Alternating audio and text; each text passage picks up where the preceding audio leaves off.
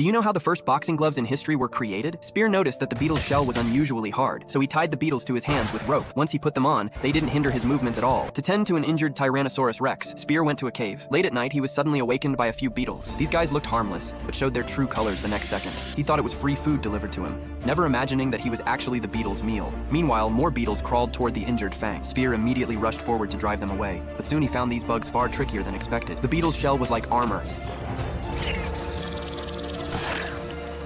making it hard to damage. After finding the beetle's weakness, the situation instantly reversed. Spear swung his spear relentlessly. One by one, the beetles fell. Fang knew this man had saved him once again. To replenish their strength, Spear roasted the beetles over the fire. When it comes to survival, no food can be wasted. Early the next morning, Spear set out to find a water source, but as soon as he stepped out of the cave, he sensed danger. The forest was unnaturally quiet. To protect Fang, Spear gathered a large number of rocks and sealed the cave entrance tightly. But just after Spear left, faint sounds came from outside the cave. The hounds finally couldn't hold back any longer and started to move. Fang lay inside the cave, her eyes filled with anxiety. Just then, familiar footsteps approached. The next moment, Spear crawled back into the cave. His body was covered in scratch marks. Seeing this, Fang let out a low, angry growl. She struggled to her feet, wanting to fight alongside her companion, but her injured hind leg trembled uncontrollably. Spear understood what she meant, so he gently soothed Fang, signaling that he could handle the enemies outside. Then his gaze fell on the beetle carcasses. A bold idea came to mind. Soon, Spear selected the two largest beetles and secured them firmly to his hands with vines. And so, the most primitive gauntlets of the prehistoric era were born. Once ready, Spear stepped out of the cave once more. Outside,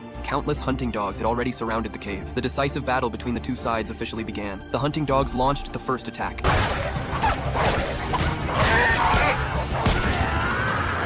But there were simply too many of them. Even he was gradually reaching his limit. The next moment, Fang smashed through the pile of rocks and burst out. After resting, she had regained some of her strength. Facing the pack of hunting dogs, Fang was like a war god descended from the heavens. The pack of hunting dogs finally began to crumble. The survivors turned and fled for their lives. The great battle ended. Spear roared at the sky in fury, and Fang let out a deafening roar as well. On this cruel and savage continent,